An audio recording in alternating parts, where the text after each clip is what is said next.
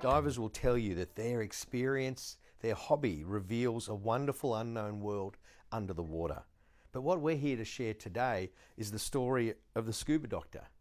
Lloyd Borrett's taken this business that some may have thought was not much more than filling air cylinders and a few bits and pieces, and transformed it into a digitally engaged business where 75% of the revenue now comes from online sales.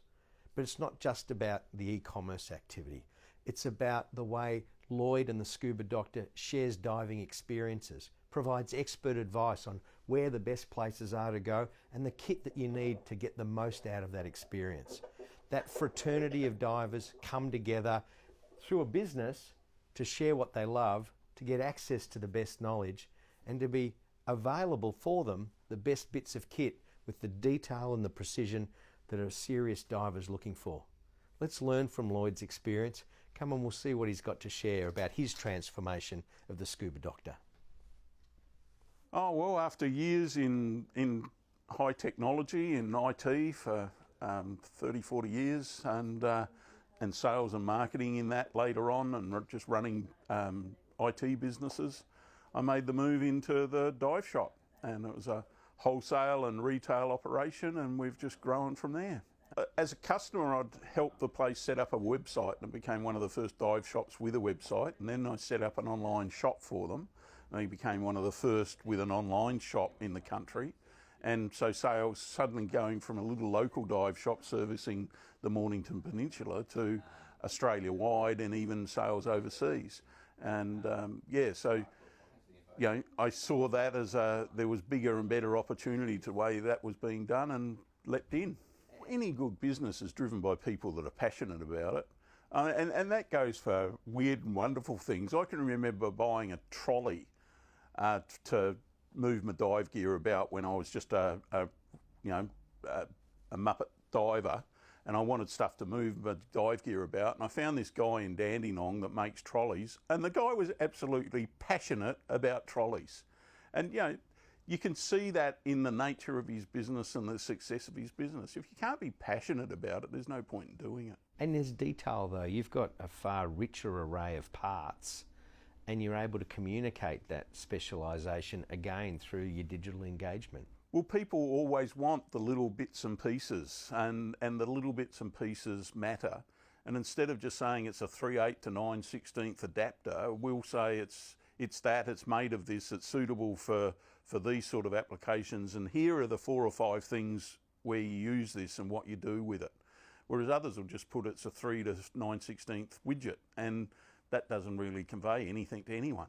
And what's also I found really fascinating, your e-commerce digital engagement strategy isn't just about selling bits. You actually need a full service operation that can apply those bits, service, support, train.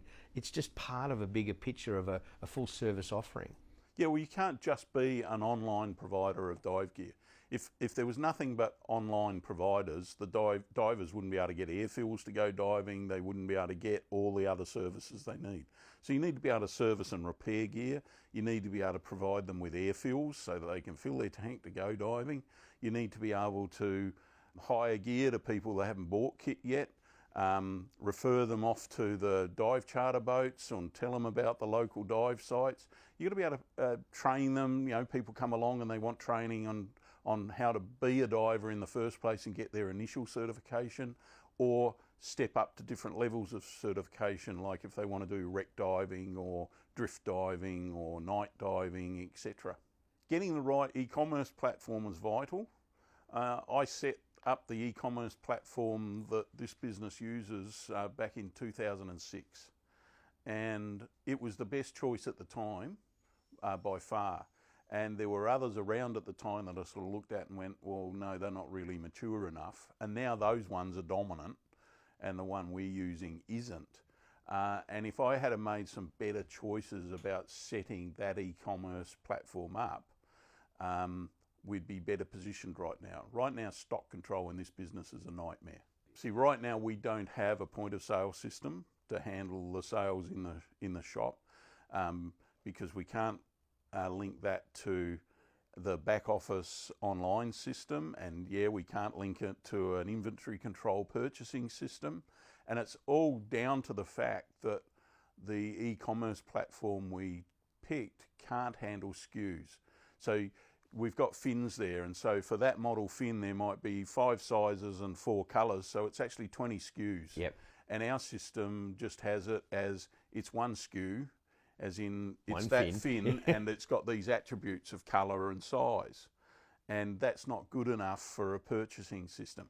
There are add-ons to the system that we chose that can do that, but out of the box it doesn't. And initially we set it up without that thinking. Now that the business is something like 10 times or more what it was back in those early days, that sort of thing's becoming vital, but it's a lot of time and expense to go and put that sort of thing in. Is there an option other than to be digitally engaged?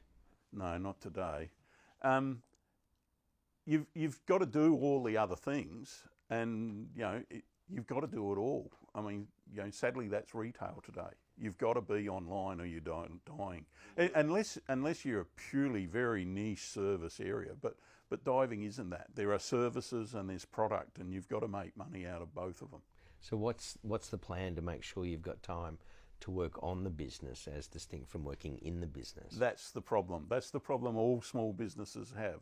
Now I've got some great staff, and we've grown from 2 staff to we've got 7 people now, and I'd like to think every single one of them is an eagle. Don't have any turkeys in this business. And that's a vital thing. And they're now taking over a lot of the things, and I just don't worry about those things anymore. I truly don't. I mean, people often will ask me stuff and I'll just go, I don't know, you've got to ask them about that. So I'm letting go of more and more of that stuff so I can focus on the business more than be in the business. Lloyd Borrett, thank you for spending some time with us today. As you know, I love your journey. I love your approach to business. I hope many good dives ahead for you and the enterprise. You're welcome, Bruce. Many thanks for coming in, and I hope this inspires others to get out there and do it.